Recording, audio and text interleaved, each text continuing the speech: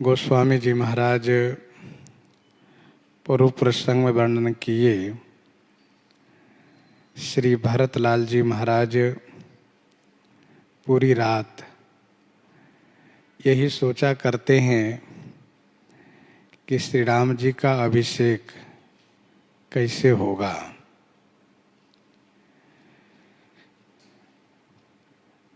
तीन प्रकार के विचार मन में लाए हैं। एक तो यह कि यदि श्री गुरुदेव कह देंगे तो श्री रघुनाथ जी लौट जाएंगे,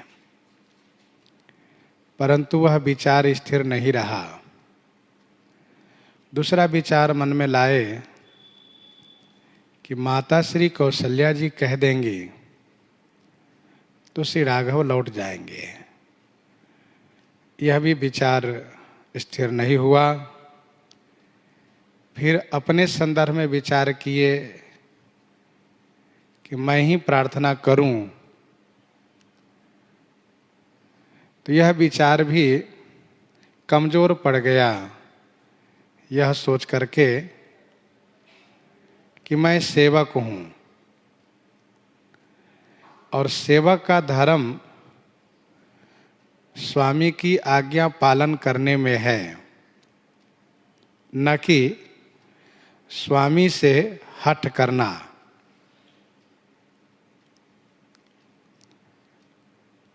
यदि मैं हठ करता हूं तो फिर सेवा धर्म कहाँ रहेगा?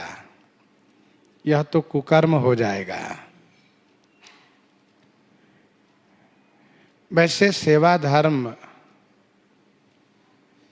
सामान्य है भी नहीं, कठिन है। रावण कैलाश को तो उठा लिया, लेकिन सेवा धर्म उससे भी नहीं हो पाया।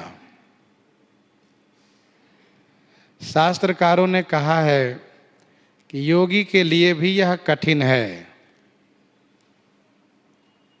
योगी नामप्य अगमः।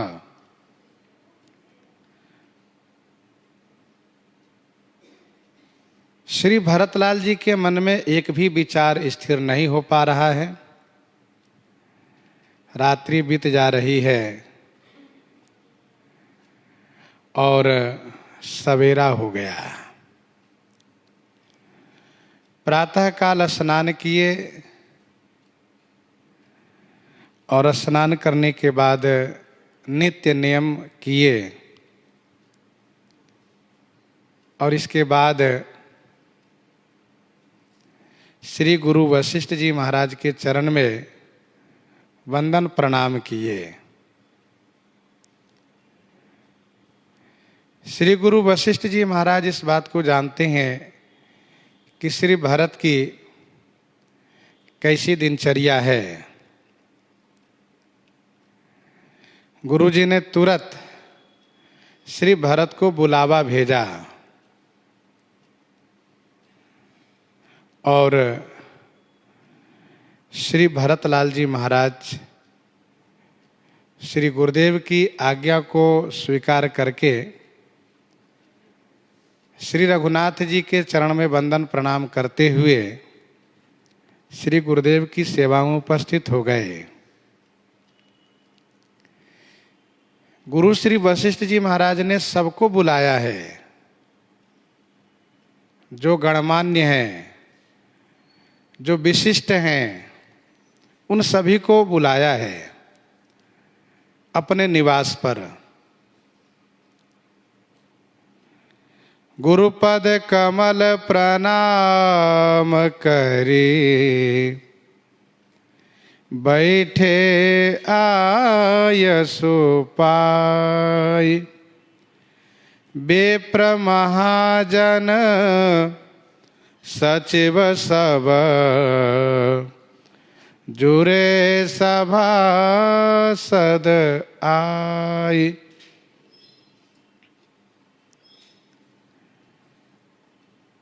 श्री भरतलाल जी श्री गुरुदेव के चरण कमल में वंदन प्रणाम किए, उनकी आज्ञा प्राप्त करके बैठ गए। गोस्वामी जी महाराज कहते हैं, ब्राह्मण, मंत्री, महाजन माने वह रईस लोग, सेठ लोग, जिनको राज्य कार्य में भागीदारी रहती है, तथा सभासद जो सभा के सदस्य लोग हैं, सब लोग आए। यह प्राचीन परंपरा है कि राजा और रईस में आपस में संबंध होता है। राजा प्रजाजनों द्वारा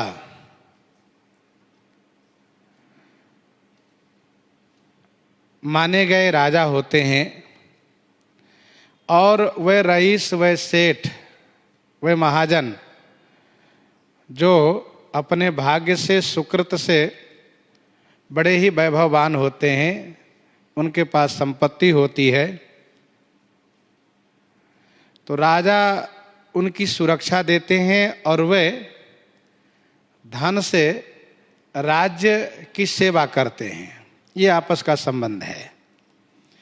और मानस जी में गोस्वामी जी इस बात को बराबर इशारा कर रहे हैं कि श्री अयोध्या जी में उन महाजनों को, उन रईसों को सम्मान किया जाता है और ये आवश्यक भी है। अच्छा, प्रश्न ये उठता है कि गुरु श्री वशिष्ठ जी महाराज अपने निवास पर इन सभी को क्यों बुलाए हैं? इसका उत्तर यह है, समाधान यह है कि सब लोग चाहते हैं कि गुरु श्री वशिष्ठ जी महाराज यदि कह देंगे तो श्री राम जी अयोध्या के लिए लौट चलेंगे। ऐसा सब लोग मन में विचार करते हैं। गुरु जी की वह गरिमा है, वह उनकी प्रतिष्ठा है कि उनकी बात को श्री राम जी टाल नहीं सकते। एक बार श्री गुरुदेव कह दें तो श्री राम जी अयोध्या जी के लिए चल पड़ेंगे। गुरु जी के सामने यही सबसे बड़ी समस्या है, यही दुविधा है, यही अड़चन है कि मैं श्री राम को अयोध्या चलने के लिए कैसे कहूं? कैसे कहूं कि हे राघव आप अयोध्या चल दीजिए? मैं गुरु हूं और गुरु का धर्म ये नहीं कि एक धर्म छुड़ा करके दूसरे धर्म में प्रवृत्त करावें। जो श्री राम स्वयं धर्म पथ पर चल रहे हैं, जिस रास्ते पर वे चल रहे हैं वह शास्त्रोचित है, समाजोचित है, देश हित में है, सबका हित समाहित है। मैं कैसे कहूं कि आप उस रास्ते को छोड़िए और दूसरे रास्ते को अपनाइए? इसीलिए श्री गुरु जी महाराज अपने निवास पर सबको बुलाए हैं विचार करने के लिए। अपना विचार इन सबके सामने रखेंगे और चाहेंगे कि आप लोग भी अपना विचार रखिए। अर्थात इस सभा में केवल श्री राम जी नहीं हैं, बाकी अयोध्या जी के गणमान्य और वे प्रतिष्ठित राज्यसभा के सदस्य लोग सब उपस्थित हैं, जो राज्य को लेकर के सभी संवेदनशील रहते हैं और सभी सेवा परायण रहते हैं। गुरु जी ने बोलना प्रारंभ किया। बोले मुनिवर समय समाना, सुनहु सभासद भरत सुजाना। बोले मुनिवर समय समाना। मुनिवर समय समाना बोले, हे सभासदों, सुजान भरत, सुनो माने सुनिए। समय समाना। वक्ता को चाहिए कि समयोचित अपना वक्तव्य रखें, समय के अनुकूल हो। कौन सा समय है, क्या प्रसंग है और क्या उसका संबंध है, इन सब बातों पर ध्यान रखना चाहिए। तो गोस्वामी जी ने कहा समय समाना। समय यहाँ पर समय बहुत ज़्यादा नहीं है। प्रातः काल के नित्य नियम से निवृत्त होकर के बैठे हैं और विचार यह है कि हम लोग आपस में कोई निर्णय करके और श्री राम जी के पास भी पहुंच लें। इसीलिए समय को ध्यान में रखते हुए गुरु श्री वशिष्ठ जी ने सभासदों को संबोधित किया। हे सभासदों, श्री गुरु वशिष्ठ जी महाराज सबसे वरिष्ठ हैं, सबसे श्रेष्ठ हैं। सभा में बहुत ऐसे महापुरुषगण हैं, वे भी बड़े सम्मानित हैं, पूजनीय हैं, जैसे कि जाबाली हैं, वामदेव हैं, आदि आदि जैसे ऋषि लोग हैं, विप्रवृंद है, ब्राह्मणगण हैं। उन सभी को सम्मान रखते हुए श्री गुरु जी ने कहा हे सभासदों, और इसके बाद श्री भरतलाल जी को संबोधित किया हे सुजान भरत। श्री भरत के लिए एक विशेषण रखा सुजान, क्योंकि प्रपत्ति के संदर्भ में श्री भरत ही भली भांति समझते हैं। तथा यहाँ जो सब लोग आए हैं श्री भरत के कहने पर, श्री भरत की इच्छा पर, उनके आग्रह पर सब लोग आए हैं। श्री भरत ही प्रधान है, मुख्य हैं। श्री भरत के मन के अनुकूल कार्य होना चाहिए। और वैसे भी व्यवहारिक दृष्टि से श्री भरत अयोध्या जी की ओर से प्रमुख रूप में हैं। तो श्री गुरु वशिष्ठ जी ने कहा हे सुजान भरत, मैं जो कहना चाहता हूं उसको आप भली भांति समझ सकते हो। श्री गुरु वशिष्ठ जी महाराज पहले श्री राम जी के संदर्भ में ऐश्वर्य माधुर्य युक्त विशेषणों से समलंकृत करते हुए श्री राम जी की महिमा का बखान कर रहे हैं। श्री राम जी को आप समझिए। गुरु जी ने कहा धर्म धुरीन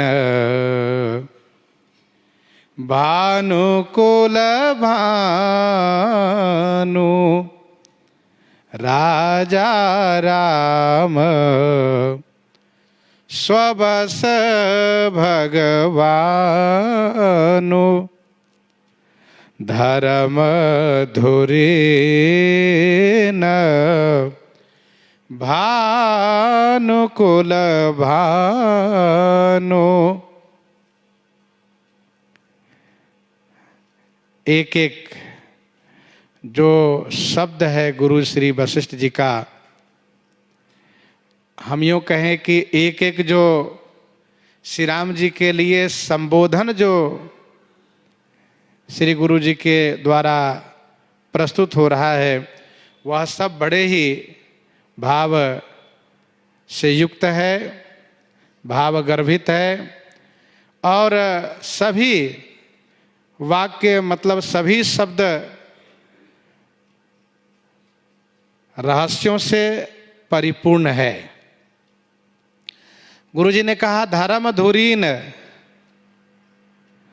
धर्म धुरीन कहने का अभिप्राय यह है कि श्री राम जी धर्म धुरीन है, श्री राम जी भानुकुल के भानु हैं, श्री राम जी राजा हैं, श्री राम जी राम हैं, और श्री राम जी स्ववश माने स्वतंत्र हैं, और श्री राम जी भगवान हैं। बड़े महत्वपूर्ण एक एक संबोधन है गुरु जी के द्वारा। सर्वप्रथम गुरु जी ने रखा शब्द धर्म धुरीन। धर्म एक रथ है जिसके धुरी श्री राम जी हैं। श्री राम जी धुरी हैं और धुरी पर ही गाड़ी के संपूर्ण बोझ रहता है, अर्थात धुरी ही संपूर्ण बोझ का आधार होता है। यदि धुरी टूट जाए तो गाड़ी पर जो सामान रखा हुआ होगा वह सब बिखर जाएगा। धुरी के टूटने से गाड़ी का कोई अस्तित्व नहीं रहेगा। वैसे ही श्री राम धर्म धुरंधर हैं। श्री राम धर्म की रक्षा में, धर्म रूपी बोझ को ढोने में धुरीवत हैं। श्री राम यदि कमजोर पड़ जाएंगे तो धर्म बिखर जाएगा, धर्म की रक्षा नहीं हो पाएगी। श्री राम धर्म धुरीन, धर्म धुरंधर, धर्म के धुरी हैं। श्रीमद् वाल्मीकि रामायण में मारीच ने रावण से कहा, श्री राम रामो विग्रहवाण धर्म, श्री राम मूर्तिमान धर्म है। धर्म जो सबके आधार रूप हैं, सबको धारण किए हुए हैं। धर्म वह जो सबको धारण करें। तो श्री राम जी तो मूर्तिमान धर्म है, रामो विग्रहवान धर्म। रावण धर्म को नष्ट सा कर दिया है। धर्म नाम का कोई शब्द कहीं सुनने को नहीं मिलता है। धर्म सुनिए नहीं काना, ऐसा रावण का अत्याचार है। इतना ही नहीं, जही विधि होई धर्म निर्मूला, सो सब करही वेद प्रतिकूला। यह रावण का आचरण है। श्री रघुनाथ जी धर्म की स्थापना करने के लिए जब जब होई धर्म कई हानि, बाढ़ई असुर अधम अभिमानी, करही अनीति जाई नहीं बरनी, सीदही विप्रधेनु सुर धरनी, तब तब प्रभु धरि विविध शरीरा, हरहि कृपा निधि सज्जन पीरा। यदा यदा हि धर्मस्य ग्लानिर्भवति भारत, अभ्युत्थानमधर्मस्य तदात्मानां सृजाम्यहम्। तो धर्म की रक्षा के लिए इनका अवतरण होता है और हुआ है। श्री रघुनाथ जी अपने धर्माचरण से इस प्रकार से धर्म की स्थापना किए हैं कि उत्तरकांड में गोस्वामी जी ने ये कहा कि चारियो चरण धर्म जग माही पूरे, रहा सपने हूँ अघनाही।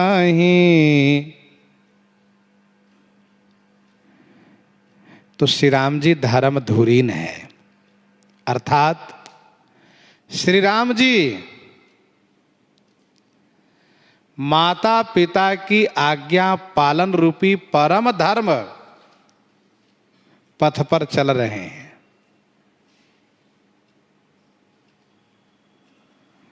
जिस बात को श्री राम जी ने ये भी कहा, सुनु जननी सोई सुत बड़ भागी, जो पितु मातु बचन अनुरागी।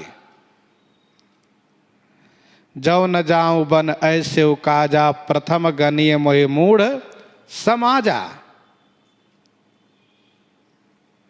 माता श्री कौशल्या जी ने अनुमोदन किया है, समर्थन किया है।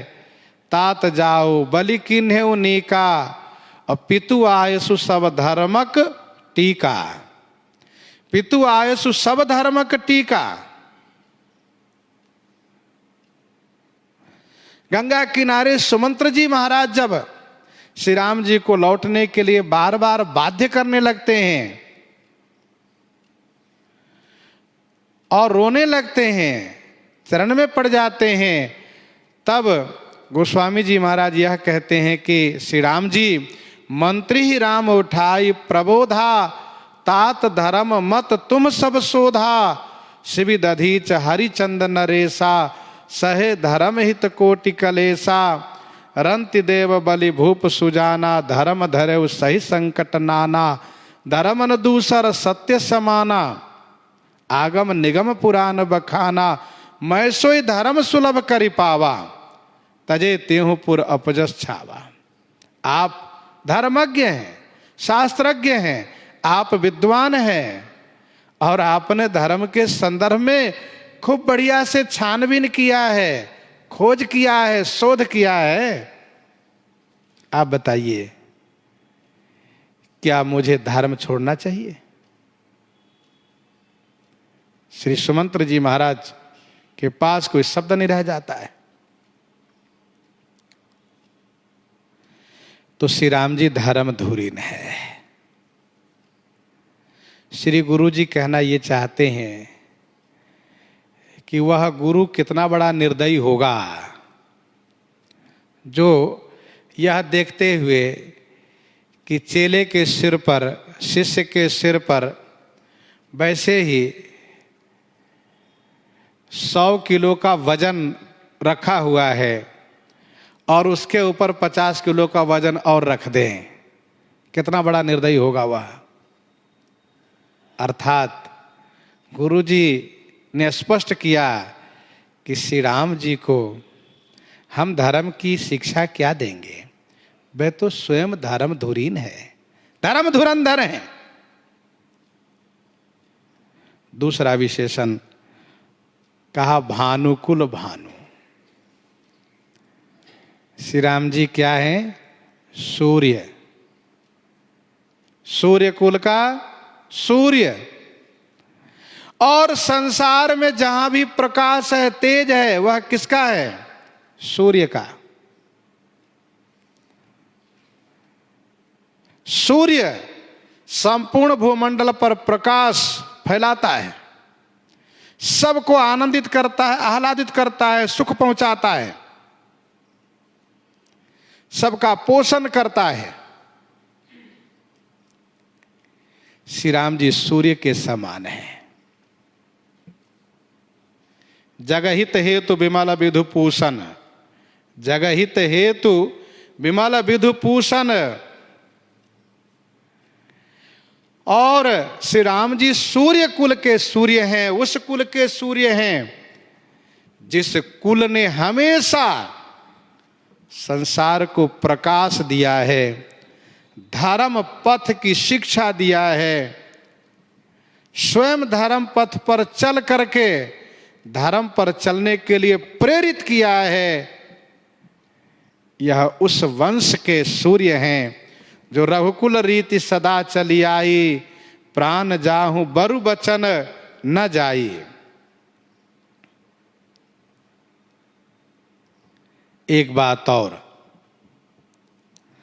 सूर्य से यदि कोई बहुत प्रेम करता हो और यह कहता हो कि हे सूर्य, हे भगवान भास्कर, आप मेरी प्रीति को ध्यान में रखते हुए आप मेरे घर में केंद्रित हो जाइए, मैं आपको अपने कमरे में दरवाजा बंद करके देखना चाहता हूं, मैं नहीं चाहता हूं कि आप कहीं जाएं। तो यह उस व्यक्ति की स्वार्थ परायणता से सूर्य क्या प्रसन्न होंगे? नहीं, सूर्य का नित्य का यह कार्य है, उनकी सेवा है कि सबके पास जाकर के प्रकाश देना, सबको सुख पहुंचाना। और कोई उनको घर में बंद करके रखना चाहे, बड़ी भक्ति दिखावे, तो क्या ये संभव हो सकता है? नहीं। गुरु जी कहना यह चाहते हैं कि श्री राम जी सूर्य हैं, उनको हम अयोध्या रूपी घर में बंद करके नहीं रख सकते। वह सब जगह जा सकते हैं, जहां उनकी आवश्यकता है सब जगह जाएंगे, क्योंकि वे सूर्य हैं, भानुकुल भानु। सूर्य को रोकने का दुस्साहस विंध्याचल ने किया, परिणाम क्या हुआ? आज भी विंध्याचल लेटा हुआ है, भूमि पर सोया हुआ है। सूर्य को कोई रोकना चाहेगा तो परिणाम में उन्हीं को कष्ट सहना पड़ेगा। इसलिए सूर्य को रोकने का प्रयास नहीं करना चाहिए। मतलब क्या? मतलब यह है कि जो विश्व उपकारी हैं, जो धर्म रक्षक हैं, उनको रोकना नहीं चाहिए, बल्कि उनको प्रकाश फैलाने के लिए, सुख पहुंचाने के लिए जाने देना चाहिए। ये गुरु जी का संकेत है। इसके बाद गुरु जी ने कहा राजा। श्री राम जी क्या हैं? राजा। अरे भैया, ये किसी के राजा बनाने से राजा नहीं है, तो ये स्वयं सिद्ध राजा है।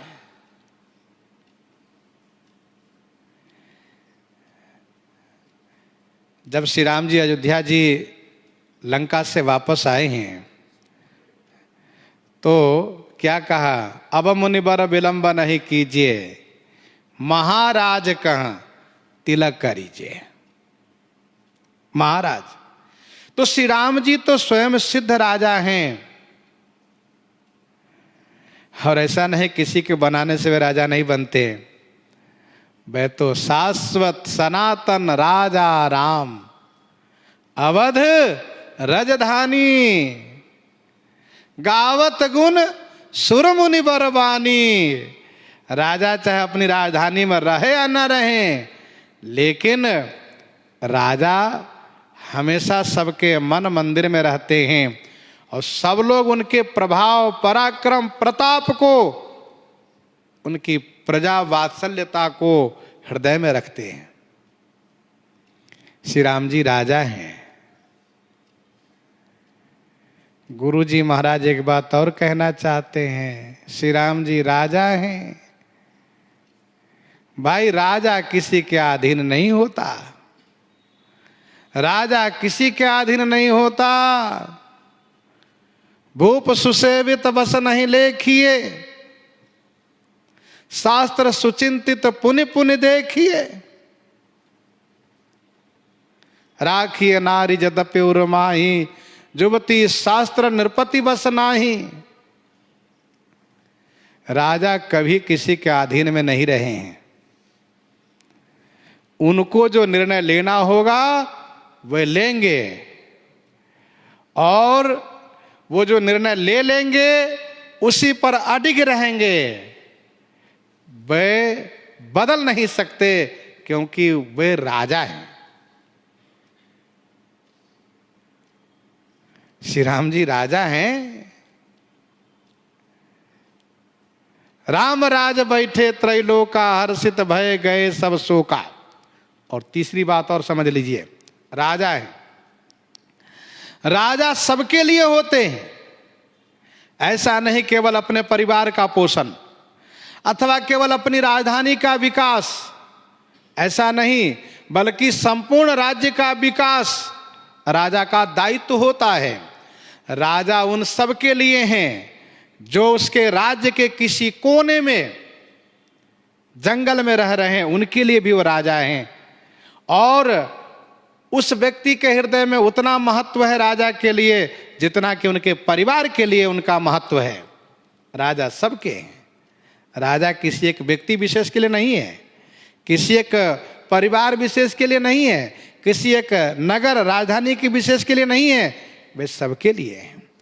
तो राजा का मतलब यह है कि उनका परिवार बड़ा होता है और वे सबके पास जा सकते हैं, सब जगह जा सकते हैं। अब कोई उनसे बहुत प्रेम करे, बहुत मुहाए और कहे नहीं राजा साहब आप कहीं मत जाइए, बस यहीं रहा करिए, तो राजा को अच्छा नहीं लग सकता और राजा ऐसा कर नहीं सकता। फिर तो राजा का मतलब क्या रहेगा? तो श्री राम जी राजा हैं, वे तो भाई जाएंगे। उनके राज्य में जो अव्यवस्था है उसको सुधारेंगे। जो राजा स्वयं जा करके न देखते हो वे भला उनका हित कैसे कर पाएंगे? जो राजा बढ़िया सुव्यवस्थित गाड़ी में, जहाज में यात्रा करते हो, जो सामान्य जनता के बीच में न जाते हो, तथा जो राजा स्वयं उन प्रजाजनों को नहीं देखते हो, सदैव बढ़िया व्यवस्थित व्यवस्था में, वीआईपी व्यवस्था में रहते हो, जिसको एयर कंडीशन कहते उसमें रहते हो, तो वे भला प्रजाजनों को क्या हित करेंगे? चुनावी समय में भले जाकर के पसीना बहा लेते हो, इसके बाद फिर नहीं देखते हैं, तो प्रजाजन भी कहते हैं अच्छा ठीक है, एक दिन पसीना बहाए तो 5 साल का मौका दिए, फिर इसके बाद हम आपको उखाड़ फेंकेंगे। यही क्रम चलता रहता है। क्यों? क्योंकि वे प्रजाजन के दर्द को समझते नहीं। राजा का मतलब है कि वह राज पद पर, मंत्री पद पर प्रतिष्ठित होवें तो उन सबके दुख दर्द को समझें, उनके साथ जो अन्याय हो रहा हो उसका न्याय करें। कोई इस तरह से लोग उनको परेशान कर रहे हो, सता रहे हो दुष्ट लोग, तो उनको दंडित करें। और राजा का काम है, उनको अधिकार है कि दुष्टों का संहार करके सज्जनों की रक्षा करना। श्री राम जी राजा हैं। इसके बाद गुरु जी ने क्या कहा? श्री राम जी स्ववश हैं। अच्छा, राम, पहले राम। गुरु जी ने कहा राम, वैसे तो उनका नाम है राम। राम जो सबको आराम पहुंचावे वे राम। विश्राम स्थान में कम श्री राम। और राम माने जो सब में रमते हो, राम माने जो स्वयं आनंद और सुख के सागर हो, राम माने जो सबको अपने में रमाते हो। रमन्ते योगिनो अनंते सत्यानंद चिदात्मने इति राम पदे नासो परम ब्रह्म विधीयते। राम जो आनंद सिंधु सुख राशि शिखरते त्रैलोक सुपासे। जो आनंद सिंधु सुख राशि शिखरते त्रैलोक सुपासे। सो सुख धाम राम अस नाम अखिल लोक दायक विश्राम। सो सुख धाम राम अस नामा। भगवान के अनंत नाम हैं, इनके नाम अनेक, लेकिन सो सुख धाम राम। राम नाम क्या है? सुख के धाम। सुख के धाम जब घर में रहेंगे राम, तो सबको सुख कैसे पहुंचेगा? वन मुनि महात्मा ब्राह्मण संत गौ सब त्रस्त है, पृथ्वी त्रस्त है, सबको सुख कैसे मिलेगा? सुख धाम राम को वहां जाना पड़ेगा। सुख के धाम।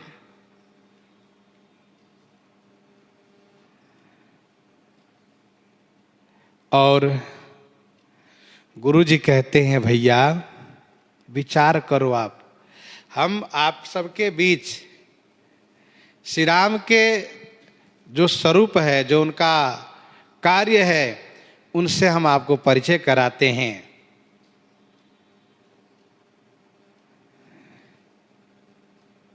राम लखन सिय बिनु सुख नाही, ये बिल्कुल सही है।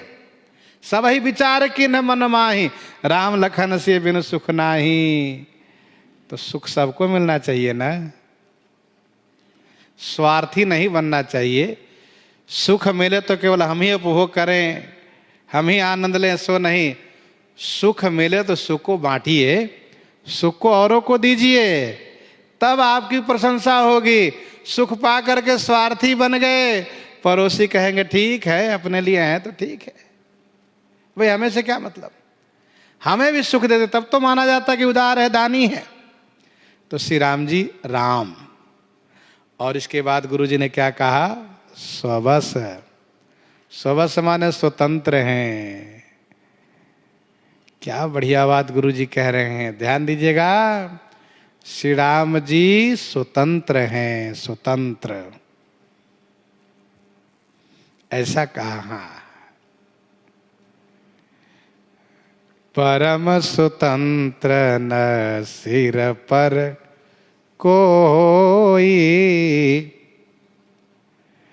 एक प्रेमी भक्त उलाहना दे रहे थे, श्री राम जी वास्तव में स्वतंत्र है। कहा क्यों? कहा पिताजी इतने विलख रहे थे, रो रहे थे, प्रजाजन विलख रहे थे, रो रहे थे, सबको छोड़ करके श्री राम जी चले गए।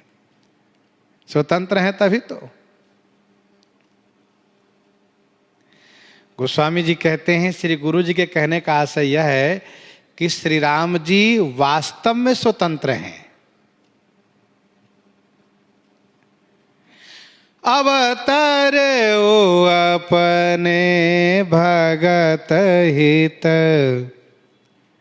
निज तंत्र नित रघुकुल मणि।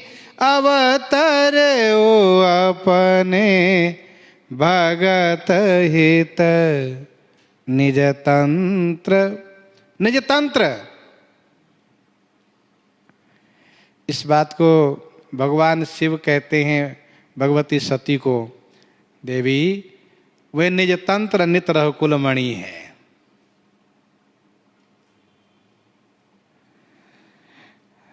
किसी ने कहा कि कैसे स्वतंत्र, भक्त के तो अधीन है। कहा ये तो सत्य है, भक्त के प्रेम के अधीन है, पर उस काल में भी परतंत्र हैं। तो किसी ने कहा मेघनाद ने नागपाश से बांध लिया तब तो परतंत्र देखे गए। कहा नहीं नहीं, तब परतंत्र नहीं थे। ब्याल पास बस भय खरारी, स्वस अनंत एक अविकारी। और सत्य यही है कि ईश्वर सदैव स्वतंत्र है और जीव सदैव परतंत्र है। परवश जीव, स्ववश भगवंता, सदैव स्वतंत्र है। भगवान के विभिन्न अवतारों की लीला देखिए,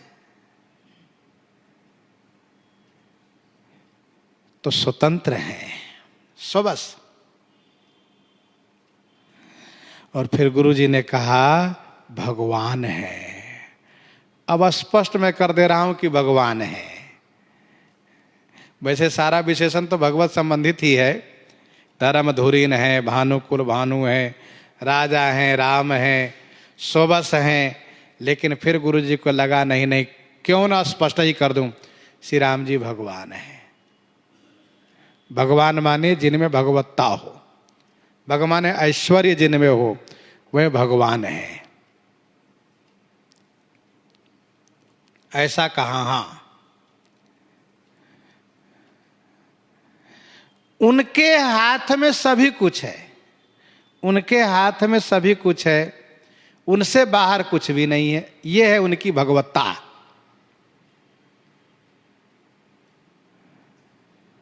उत्पत्ति प्रलयम चैव जीवानाम गतिम अगतिम, वेत्ति विद्याम अविद्याम च सवाच्यो भगवानिति। अब जरा सोचिए क्या बचा है उनसे।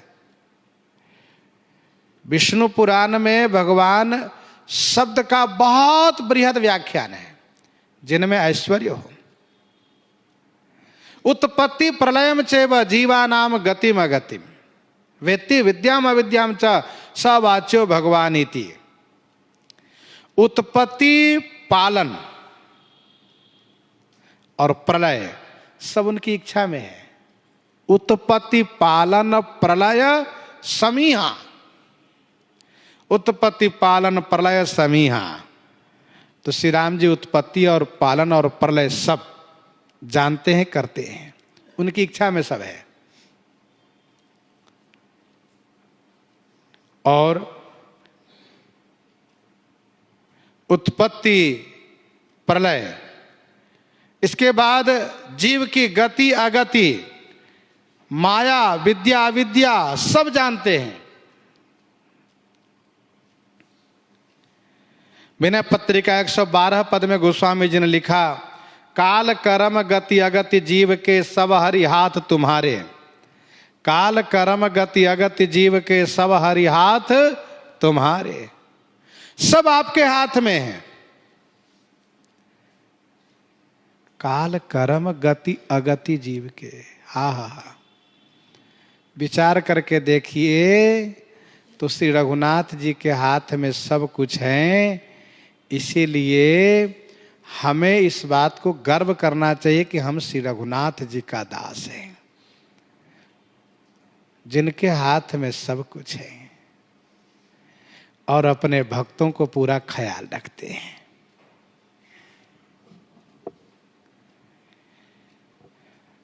उत्पत्ति प्रलयम चैव जीवानाम गतिम अगति वेत्ति विद्याम अविद्याम च ते ही कर भेद सुनहु तुम सो विद्या पर अविद्या दो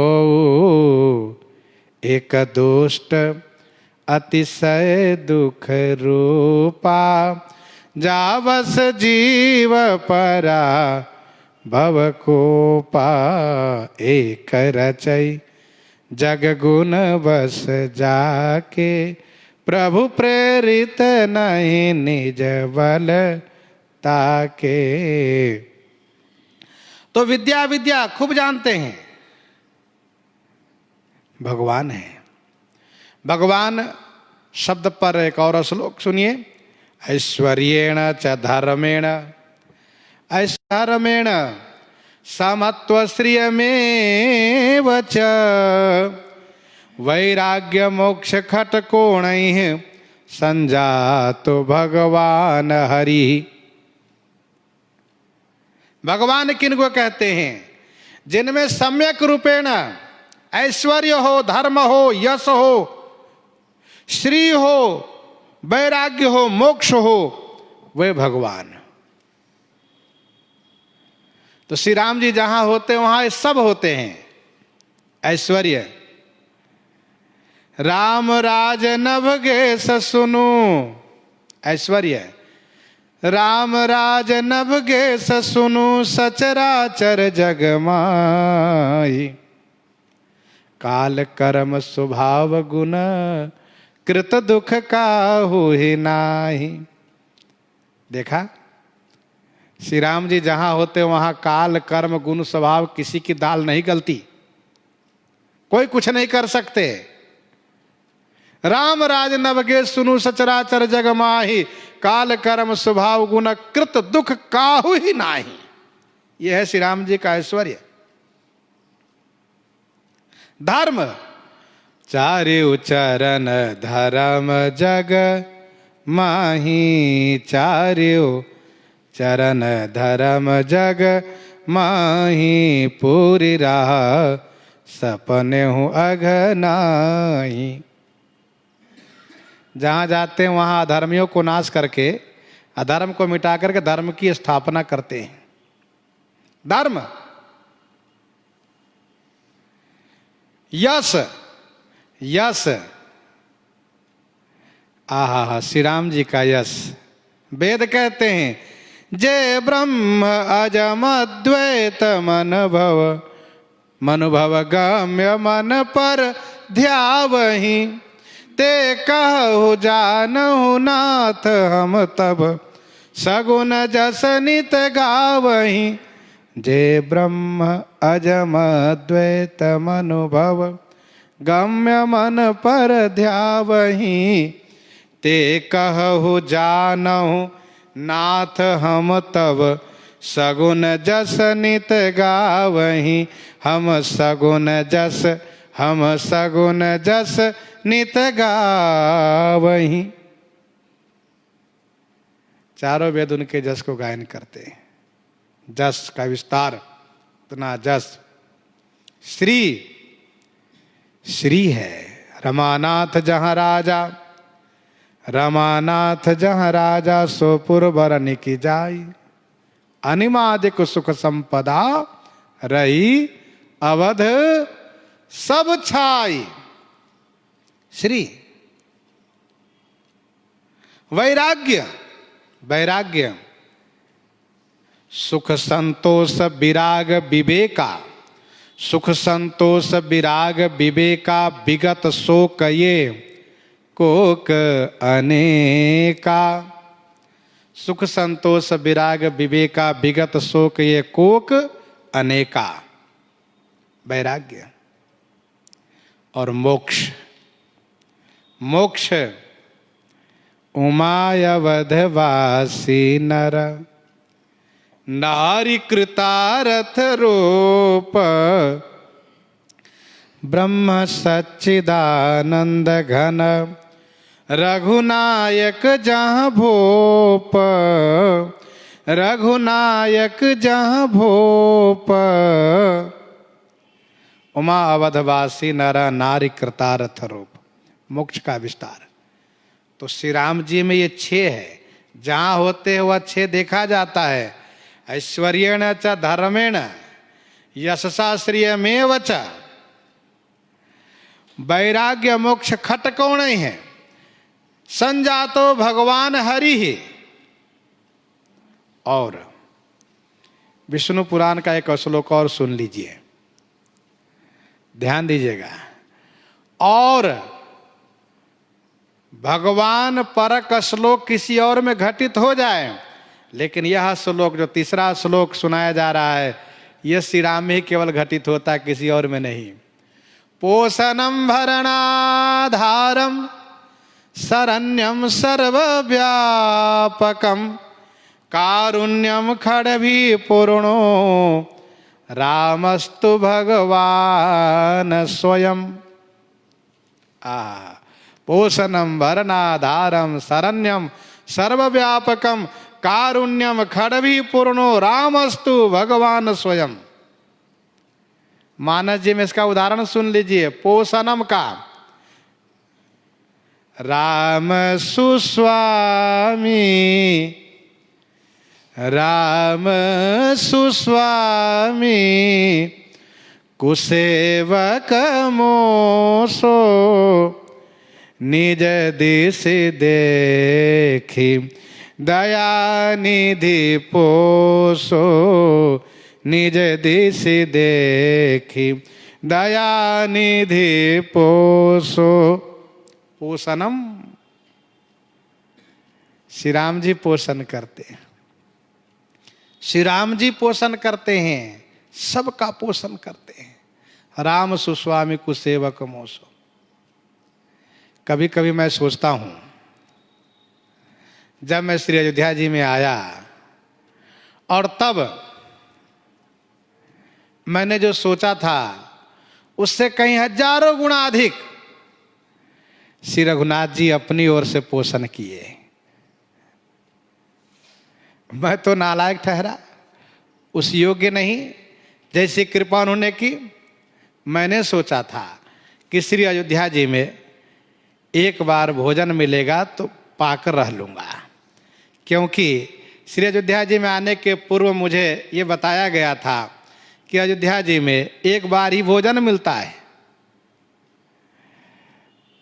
बड़े बड़े आश्रम की ऐसी व्यवस्था थी, और आश्रम की ऐसी व्यवस्था तो एक बार बनता था, शाम को बनता नहीं था।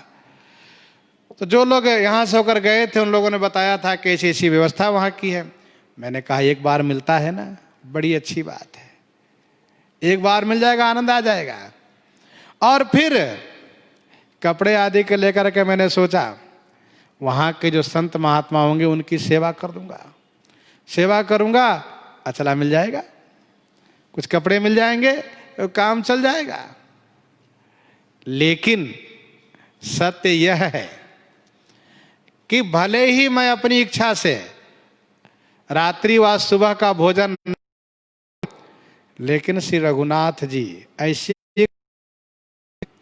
ऐसी कृपा की कि रात्रि में भी बेआरू और सुबह भी बाल भोग चकाचक रहता रहा।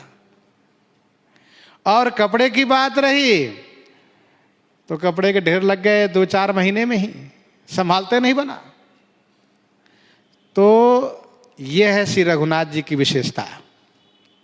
हाँ, ये बात जरूर थी कि दास जब अयोध्या जी में आया तो बड़ी कामना करके नहीं आया था।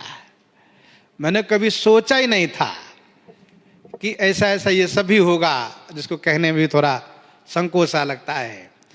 लेकिन ठाकुर जी ने ऐसी कृपा करी कि सब कुछ दिए जिसका मैं पात्र नहीं था।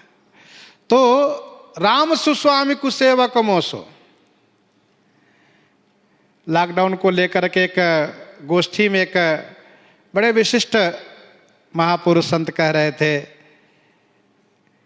कि आश्रम की व्यवस्था के लिए मैं परेशान रहता था, आज आओ कल जाओ, और फिर भक्तों के सामने दांत दिखाओ कि भगत जी ये नहीं है वो नहीं है। लेकिन लॉकडाउन हुआ, खूब बढ़िया सेवा चल रही है, खूब आनंद है और बढ़िया आनंद है। तो अब ये लगा कि ये श्री अयोध्या नाथ जी की बड़ी कृपा है, मैं झूठे परेशान हो रहा था, अभिमान कर रहा था। तो कहने का भाव यह है कि राम सुस्वामी कुसेवक मोसो, निज देश देख दया निधि पोसो। पोषणम गुण है श्री राम जी में, और इतना बढ़िया पोषण गुण उनमें है कि कोई कहीं भी रहे उसका पोषण श्री रघुनाथ जी जरूर करते हैं। हिमालय की यात्रा में दास गया, गिरनार पर गया, देखा उन दुर्गम स्थान में बाबा जी लोग गुफा में पड़े हुए हैं, और वहां सब कुछ है उनके पास, सारी सुविधाएं हैं। जबकि 1 लीटर पानी भी पहुंचाया जाए वहां तो वही बड़ा महंगा है। तो यह है श्री रघुनाथ जी की विशेषता। प्रसंग में हम लोग ध्यान दें, पोषणम, पोषणम गुण है, और दूसरा भरणम, भरण करते हैं। विष्णु कोटि सम पालन करता, विष्णु कोटि सम पालन करता। और पोषणम भरणाधारम, धारम धारण करते हैं। कैसे? कहा कमठ शेष समधर वसुधा के, कमठ शेष समधर वसुधा के। शरण्यम, शरण्यम कैसे हैं? कहा शरण्यम तो ऐसे हैं कि कोटि विप्रबध लागई जाहूं, आए शरण तजौ नहीं ताहू। ऐसे शरण्य में, शरण में आया तो परित्याग नहीं कर सकते। सर्वव्यापकम, सर्वव्यापकम श्री राम जी हमारे कैसे हैं? कहा राम ब्रह्म व्यापक जग जाना, परमानंद परेश पुराना। सर्वव्यापकम, कहाँ नहीं है राम जी? राम ब्रह्म व्यापक जग जाना। और श्री राम जी कारुण्यम, कारुण्यम खड्भी पूर्णो, रामस्तु भगवान स्वयं। कारुण्यम, कैसे कारुण्यम? तो श्री राम जी दंडक कारण्य में अस्थियों का ढेर देखा और मुनि महात्माओं से पूछा, मुनियों की आंखों में आंसू आ गए, प्रभु ये हमारे गुरु भाई लोग सब हैं, सब संत जन हैं सब, प्रभु इनको राक्षस लोग खा गए। खा गए कहाँ? फिर तो श्री रघुनाथ जी की करुणा ऐसी उमड़ी है कि श्री रघुनाथ जी एकदम से दोनों भुजाओं पर उठाए और तुरंत प्रतिज्ञा किए, निश्चर ही न करो मैं भुज उठाई पन किन। और फिर इसके बाद श्री राम जी ने कहा, हम यहाँ पर रह करके बाबाओं के आश्रम में जाएंगे। सकल मुनि के आश्रम नहीं जाई जाई सुख दिन है। किन्हीं के चेले को खा गए राक्षस, किन्हीं के गुरु जी को खा गए। सब आश्रम बाबा लोग बहुत दुखी थे। श्री राम जी सब के आश्रम में जा जा करके सबको सांत्वना दिए कि अब चिंता नहीं करिए आप सब, हम क्षत्रिय मृगया बन करहीं तुमसे खल मृग खोजत फिरहीं। आ गया हूं मैं अब। तो कारुण्यम ऐसे करुणा कि सागर श्री रघुनाथ जी हैं, बड़े दयालु हैं। कारुण्यम खड़भी पूर्णो रामस्तु भगवान स्वयं। तो गुरु श्री वशिष्ठ जी ने कहा, श्री राम जी भगवान है, भगवान है। एक संत जी थे, पहले श्री कृष्ण भगवान के उपासक थे, बाद में श्री राम जी के उपासक हो गए। श्री राम सखा के नाम से उनकी बड़ी प्रसिद्धि हुई। उन्होंने ये कहा कि ये संसार श्री राम जी पर है। उसी प्रकार से, जिस प्रकार से जब बालक का जन्म होता है तो आसपास पड़ोस के महिलाएं पुरुष सब कहते हैं, हाँ यह बालक अपने बाप पर है। कोई कहते नहीं नहीं भैया, अरे इसकी जो नाक है ना, ये नाक इसकी मैया पर है। अच्छा कहाँ? तो कोई कहते हैं अपने पिता पर है, कोई कहते हैं अपने दादा पर है, कोई कहते हैं अपनी माता पर है। मतलब उनका उस स्वरूप उसमें दिखता है। तो श्री राम सखा संत जी ने, श्री राम सखे संत जी ने कहा कि ये संसार श्री राम जी पर है, ब्रह्मा जी पर नहीं है। कहा क्यों? कहा ब्रह्मा जी भले सृजनहार हैं श्री राम जी की आज्ञा से, यदि ब्रह्मा जी के ऊपर होता संसार तो सबके पास चार चार मुख होते, चार चार मुख होते ही। भगवान शिव के एक पुत्र हुए जिनका नाम खड़ानन। तो भगवान शिव के पुत्र माता पिता दोनों पर गए। कहा कैसे? कहा पिताजी के 5 मुख, माताजी के 1 मुख, 6 मुख उनमें हुए। तो भक्तों ने कहा ये तो अपने माता पिता दोनों पर गए, दोनों पर हैं। लेकिन ब्रह्मा जी पर यह संसार नहीं है। यदि ब्रह्मा जी पर होता संसार तो सबके पास 4 मुख होते। और कहा सुनो भगवान विष्णु पर भी ये संसार नहीं है। क्यों? कहा विष्णु भगवान से होता तो 4 भुजा सबके पास होती। भगवान शिव पर यदि संसार गया होता तो कहा 5 मुख सबके पास होते। ऐसा कहा। हाँ ये त्रिदेव है, श्री ब्रह्मा जी, श्री विष्णु जी, श्री महेश जी, इन तीनों पर संसार नहीं है। एक ने कहा बहुत सुंदर लीला पुरुषोत्तम भगवान श्री कृष्ण यशोदा नंदन नंदनंदन, कहा उन पर भी संसार नहीं है। कहा क्यों? कहा यदि श्री कृष्ण पर संसार होता तो 3 जगह से टेढ़े होते, क्योंकि श्री कृष्ण 3 जगह से टेढ़े होकर खड़े होते हैं, तब बांसुरी बजाते हैं। और फिर उन्होंने कहा सुनिए, उपजो जग रघुनाथ ते, ये संसार श्री राम जी पर है, श्री राम जी से उत्पन्न हुआ। कहा कैसे? कहा याते द्विभुज प्रत्यक्ष, इसलिए 2 भुजा सबके पास, 1 सिर 2 भुजा, ऐसा कहा। और श्री राम जी पर ही संसार क्यों? कहा जितने मनुष्य जन्म लेते हैं सब चाहते कि हम बड़े आदमी बने, भले ही भाग्य उसका साथ दे या न दे, लेकिन उत्कर्ष प्राप्त की चाहना सबको होती है, बड़े बनने की चाहना सबकी होती है। अरे भाई कौन नहीं चाहता हम हाथी पर बैठे? चलो वो जमाना था हाथी का, अब कौन नहीं चाहता है कि कम से कम 50 लाख के कार में हम बैठे? अमुक जो वैभव उसका मालिक हम ही बन जाए।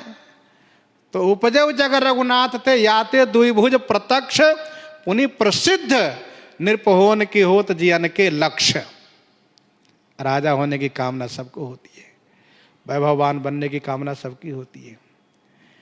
उन्होंने कहा करि श्रृंगार गज चढ़न को सबके मन की चाह। श्रृंगार करें, बढ़िया कपड़े पहने, बढ़िया आभूषण पहने और हाथी पर बैठे लोग देखे कि हाँ बाबू साहब चल रहे हैं। करि श्रृंगार गज चढ़न की सबके मन की चाह, लेकिन गोचारन बन फिरन की।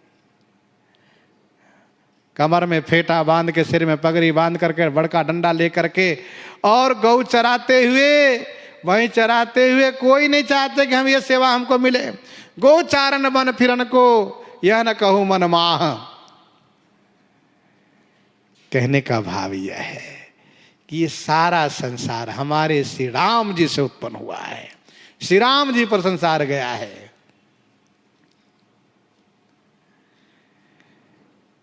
धर्म धुरी न भानुकुल भानु, राजा राम स्वबस भगवानो। सत्य संध पालक श्रुति से तो, राम जन्म जग मंगल हेतु। श्री गुरु जी महाराज जिस भाव से गर्भित अपने वक्तव्य को सबके बीच प्रस्तुत कर रहे हैं, उनको हम थोड़ा थोड़ा करके समझें। इसलिए आज प्रसंग को यहीं पर हृदयंगम करते हैं। आइए श्रवण करते हैं श्री विनय पत्रिका से।